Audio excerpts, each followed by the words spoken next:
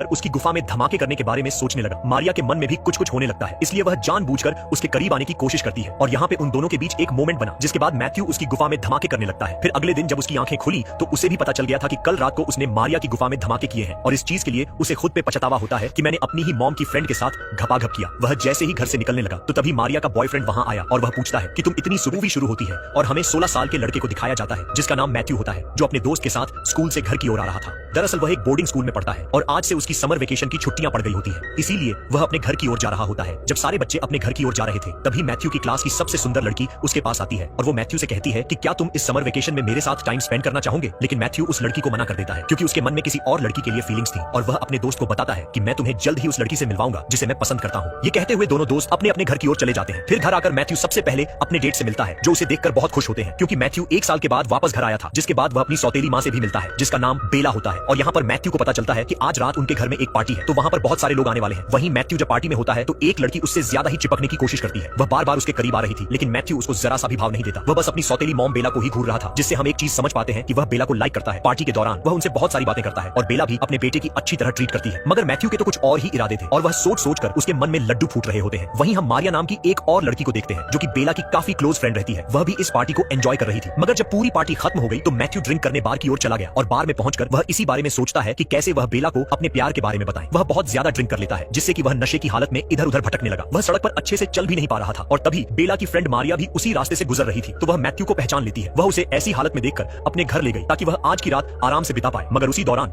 Matthew खुद को काबू नहीं कर पाता और वह मारिया को देख कहे यहाँ क्या कर रहे हो, तो मैथ्यू उससे झूठ कहता है कि मुझे मारिया से कुछ काम था और मारिया भी हाँ में हाँ मिलाती है। फिर बड़ी ही मुश्किल से मैथ्यू बचते बचाते अपने घर आ गया, लेकिन वहाँ भी उसके फादर को उस पर शक हो गया था और वह भी पूछते हैं कि तुम पूरी रात किस लड़की के साथ थे। यह सुनकर पहले तो मैथ्यू नर्वस होने लगा, पर वह बात को संभाल लेता है और झूठ कहता है कि कल पार्टी में जो लड़की मुझसे चिपक रही थी मैं उसी के साथ था। वह किसी तरह खुद को बचाकर वहाँ से निकलने की कोशिश करता है, तो उसके फादर कहते हैं कि तुम्हें थोड़ा अपनी मॉम के साथ टाइम स्पेंड करना चाहिए ताकि तुम उनके साथ एक अच्छा बॉन्ड बना सको। वह बताते हैं कि तुम्हारी मॉम इस समय अपने काम पर होंगी तो तुम वहाँ जाकर उनसे मिल सकते हो। अब यह मौका देखकर मैथ्यू तो खुश हो गया था क्योंकि वह कब से अपनी मॉम से अकेले में बात करना चाहता था, जिसके बाद वह जल्दी से सीधा उनके काम वाली जगह पर आ जाता है जहाँ इस समय बेला अपने काम में बिजी होती है। पर मैथ्यू को देखकर वह अपना काम छोड़कर कुछ समय का ब्रेक लेती है। मैथ्यू तो बस फ्लर्ट भरी बातें करता है, साथ ही वह बेला को इंप्रेस करने के लिए लंच भी लाया था, मगर इन सब का असर बेला पर नहीं पड़ता। वह अभी भी मैथ्यू को अपने बेटे जैसा मान रही थी और कहती है कि भले ही मैं तुम्हारी सौतेली माँ हूँ लेकिन तुम मुझे अपनी सारी बातें खुलकर बता सकते हो। आगे वह बताती है कि आज रात मारिया हमारी फैमिली के साथ डिनर करने आ रही है, तो तुम भी शाम को तैयार रहना। यह सुनकर मैथ्यू थोड़ा डर गया और वह वहाँ से निकलकर सीधा मारिया के पास आता है, जहाँ पर वह मारिया से कहता है कि तुम शाम को डिनर पर क्यों आ रही हो। तो मारिया बताती है कि बेला मेरी काफी क्लोज फ्रेंड है, हम तो कई बार साथ में डिनर करते रहते हैं। मैथ्यू कहता है कि कल रात को जो भी हम दोनों के बीच हुआ है उसे भूल जाओ क्योंकि वह बस एक मिस्टेक थी, लेकिन मारिया को तो उस समय बहुत मजे आए थे और वह उस सुनहरे पल को कैसे भुला सकती थी। तो मैथ्यू कहता है कि भले ही तुम उस मोमेंट को मत भूलो लेकिन उस बारे में किसी को भी पता नहीं चलना चाहिए। जिसके बाद हम शाम का समय देखते हैं जहाँ पूरी फैमिली साथ में डिनर करने के लिए एक रेस्टोरेंट में आए थे,